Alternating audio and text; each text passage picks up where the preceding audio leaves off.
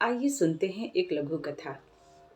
लघु कथा शुरू होती है कि अरे देखो तो सही, दिव्या क्यों रो रही है। उसकी ड्राइंग बिगड़ गई है। वह रसोई में काम निपटाती बेफिक्री से बोल गई। कितनी बार कहा है, जब भी वह कुछ खास काम कर रही होती है तुम उसके आसपास ही रहा करो। इसमें खास क्या है, ड्राइंग ही तो कर रही है। उसका ड्राइंग करना भी तो हमारे लिए खास ही है। नहीं, कुछ खास नहीं है। इस उम्र के बच्चों के लिए यह साधारण सी बात है। उसे यह बेवजह की तारीफ लगी। अच्छा, फिर वह ऐसा क्या करेगी जो तुम्हें खास लगेगा? जब वह अपनी बिगड़ी हुई ड्राइंग को बिना रोए अपने आत्मविश्वास के बल पर सुधारना सीख जाएगी। उन दोनों ने महसूस किया कि कमरे से रोने की आवाज आनी बंद हो गई थी। दोनों ने भीतर झांक कर देखा।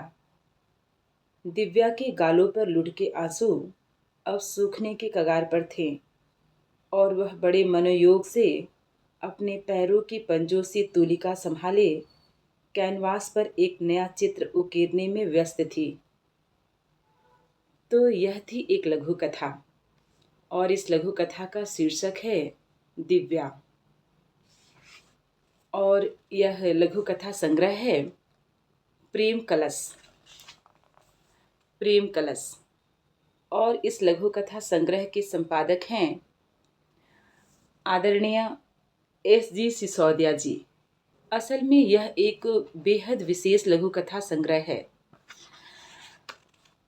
इस लघु कथा संग्रह की विशेषता यह है कि इस लघु कथा संग्रह में जितनी भी लघु कथाएं संग्रहित हैं वह दिव्यांग जनों के कठिन जीवन पर लिखी गई हैं। और इस लघु कथा संग्रह में कुल 53 लघु कथाकारों की विशेष लघु कथाएं संग्रहित है।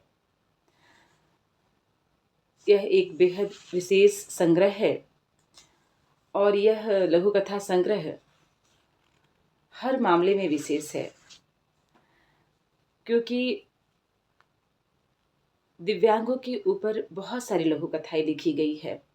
बहुत सारे लघु कथाकारों ने, लगभग हर लघु कथाकार ने कहीं ना कहीं, कभी ना कभी दिव्यांग जीवन को छुआ होगा अपनी कलम से। और एक ही पुस्तक में इतनी सारी विशेष लघु कथाएं मौजूद होना अपने आप में एक अद्भुत अनुभव कराता है। तो यह लघु कथा संग्रह प्रेम कलश मेरे लिए बहुत खास है और मुझे बहुत खुशी हुई जब मुझे यह संग्रह प्राप्त हुआ। तो आप भी ज़रूर इस संग्रह को मंगवाइए और S.G. सिसोदिया जी की मेहनत को साकार कीजिए। बेहतरीन लघु कथाओं का संग्रह है इसमें। मैं इसमें से एक लघु कथा और पढ़कर सुनाती हूँ, सुनिएगा। लघु कथा शुरू होती है कि हमेशा मुस्कुराने वाला सुरेन आज खामोश था। व्हीलचेयर पर बैठा चिता की आग की धधकती लपटों को मुंह फाड़े देख रहा था। पहले दादी गई, फिर पापा और आज माँ भी। माँ को छोड़कर जाते देख उसका मन दहाड़े मारकर रो रहा था, पर बाहर से वह शांत था, जैसे सागर पिछले 48 साल से उसका और माँ का साथ रहा था। अब वह भी गया। सेरिब्रल पल्सी के कारण वह न चल पाता था, न ही स्पष्ट बोल पाता था, लेकिन जमीन पर घिसटकर अपने रोजमर्रा के काम कर लेता था। स्वयं व्हीलचेयर पर बैठ जाता था। बाबू उसे व्हीलचेयर पर कभी बाजार ले जाता था, कभी नाई के पास। माँ खाना प्लेट में डाल कर देती थी। आधा कप चाय देती ताकि वह कप को आराम से पकड़ सके और चाय पी सके। दवाई भी हाथ में थमा देती थी और पानी की बोतल भी। यूं तो अपने सारे काम वह कर लेता था, लेकिन माँ का प्यार तो माँ का प्यार ही होता है। हालांकि लगभग 30 साल तक दादी ने उसकी जो सेवा की वह भी काफ़ी था। दादी के बाद माँ और अब माँ के बाद वह सोच ही रहा था कि उसकी सिसकियाँ निकल गई। आंखें तेजी से बरसने लगी और सिसकियाँ रुदन में बदलने लगी। उसकी अस्फुट आवाज दहाड़ों में बदल गई। शमशान में खड़े सब रिश्तेदार उसकी ओर देखने लगे। इतने में ही व्हीलचेयर के एक और उसका छोटा भाई नरेन और दूसरी और भाभी सलोनी आ खड़े हुए और उसे गले लगा ढाढ़स बंधाने लगे। सामने से भतीजी अपनी नन्ही हथेलियों से उसके आंसू पोंछने लगी।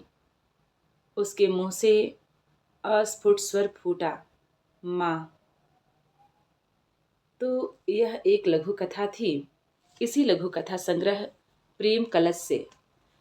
इस लघु कथा का शीर्षक है माँ के बाद और इसके लघु कथाकार हैं डॉक्टर अंजू दुआ जैमिनी जी।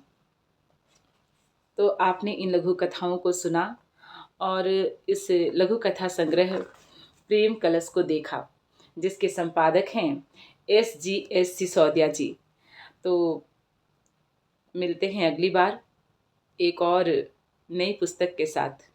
तब तक के लिए आप इन लघु कथाओं पर और इस लघु कथा संग्रह पर अपनी प्रतिक्रिया जरूर दीजिए। प्रणाम।